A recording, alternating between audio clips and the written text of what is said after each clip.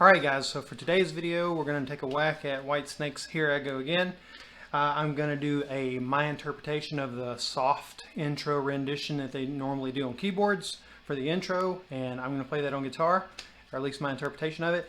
As always, the solos, the licks, are my interpretations. It's not exactly from the album exactly the way the artists play it. If you want videos that show you that, there are better artists out there that do that.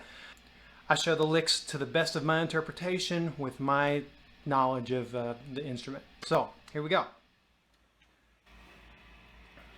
Alright guys, so for that intro soft melody, I turn the pickup selector to the front. And to make it fat and creamy, I've got my volume knob rolled back pretty good. And I play it like this.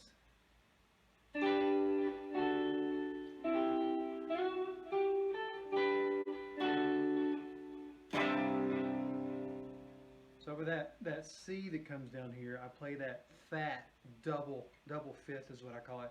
So it's essentially the low note under the C, and then the fifth chord is add the octave. It's all four of these notes. Gives it that little beef.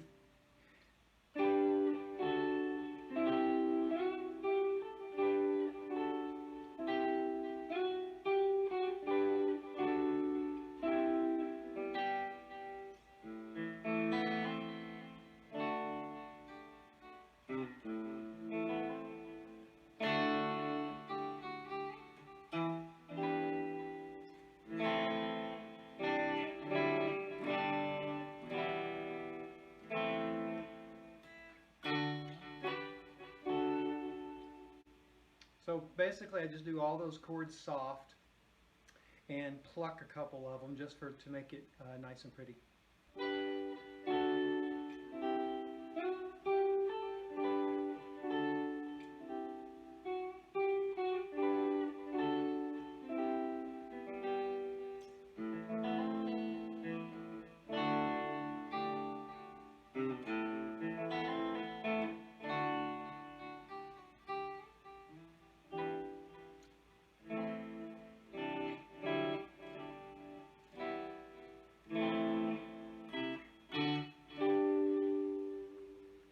So then, when you kick into the verse,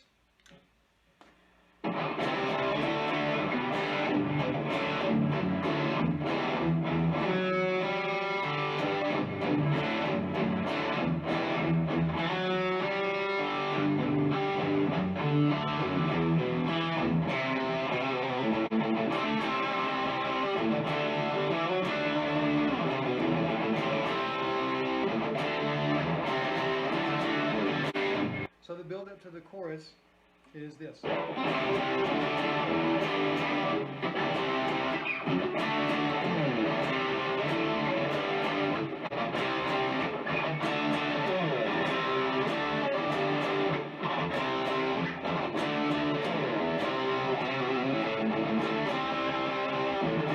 I like to add a harmonic at that piece.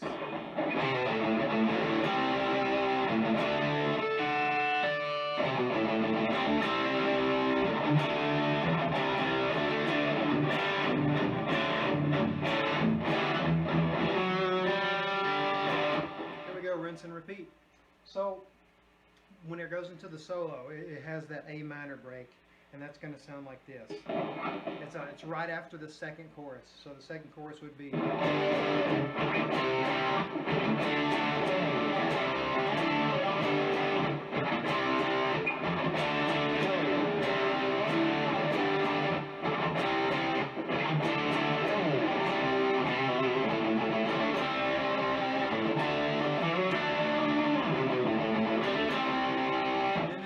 Little run.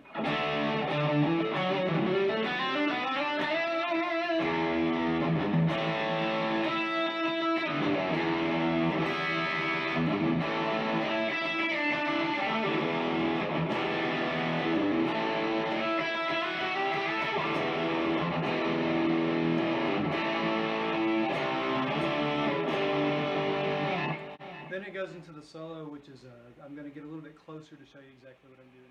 Alright, so for the solo, I'm going to play that three chords behind it, and then go straight into it. The rhythm behind it is essentially the same thing as a verse.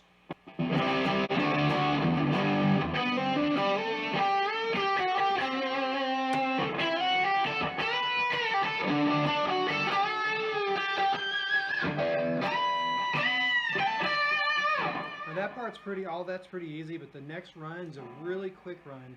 I do a lot of legato in this run, but I'm just going to show you the pattern so that you can visualize this pattern, and you can apply whatever pick in, whatever speed, whatever legato techniques that you use.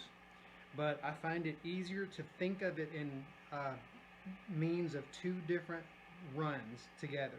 So the first run starts at the 8th fret, and it's just whole note spaces in between. Same pattern, shift it down one full step, not a half step. One fret is a half step, 2 frets is a whole step. So shift that 1, 3, 5 is what I'm basically saying for the fret distance. 1, 2, 3, 4, 5. So 1, 3, 5. Shift it a whole step. 1, 3, 5. Right? And then take that pattern and go up one string, and then shift it over from this pattern, whole step, and then you're going to go 1, 3, 4. Okay, so up to this point you have this. And then the next thing you're going to do is you're going to start this pattern underneath over at the top, because this is essentially an octave. So if you this is the first half. Now we're starting the second half, which is the same exact pattern that we did on the bottom. Okay? Not quite the same pattern. You're gonna instead of doubling up on the top, instead of doubling up there, you're gonna shift early, and you're gonna double this pattern up, the 1, 3, 4 pattern up. So it looks like this. Okay? And then there's the end of it's a little bit tricky. Some people do it one way, some do the other. I'm doing it my way, which is I usually go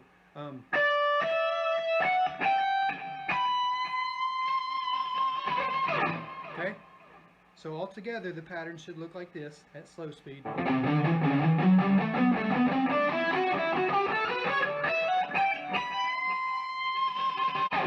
Alright, now when you add to tempo and you add legato to it, it should look something like this. I'm just going to play the whole solo.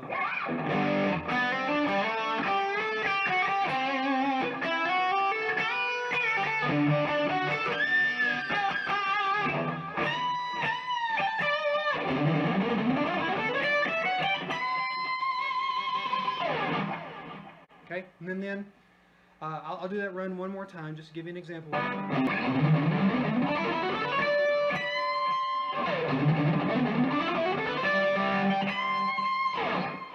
Alright, so do it however your fingers find comfortable. I think that pattern is the most comfortable for me, but do it your way. So after the solo, it's just basically rinse and repeat of the chorus. So again, I encourage people to add their little licks, their little personal flair to it. There's not a single song that I do with my band or even practice that I copy exactly like the artist. Every bit of, you should always strive to add your little personality into your solos, I think. So I hope you found that helpful. I hope that the licks and my solo interpretation helps you figure it out on your own. And even the soft intro, I hope that helps you figure out. If you don't have a keyboard in your band, you guys want to play that song, that's one way you could do it.